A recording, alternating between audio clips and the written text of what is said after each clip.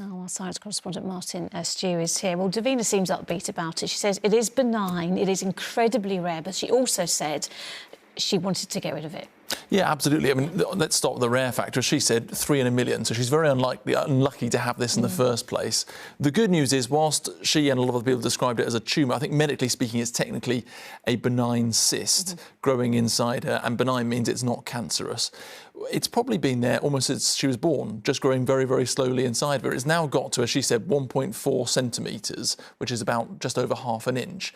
And the issue is, if it starts to get bigger than that, it can impact the movement of fluid inside the brain. And as we heard from the scientists there, what that can do is start to cause something called hydrocephalus, a condition you don't want because it can trigger things like headaches, vomiting, blurred vision, and at the most extreme case, unconsciousness. And that is why Davina has taken the decision to have it removed. So to do that, it involves drilling into the skull itself.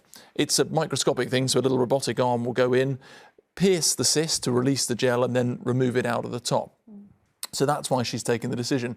Now, it is worth saying that the only reason she knows about this isn't because she was having symptoms, it's because she'd had a private scan done after presenting actually at a menopause event. They offered her a scan afterwards, and that's how she discovered it. So if you're sat at home and are concerned this might be something that's affecting you, really what we need to be looking out for, those of us who can't afford the scans, is any of those symptoms. If you have serious headaches or vomiting or other things, go and see your GP, they can refer you. But fingers crossed she's in the right hands and she's done exactly the right thing.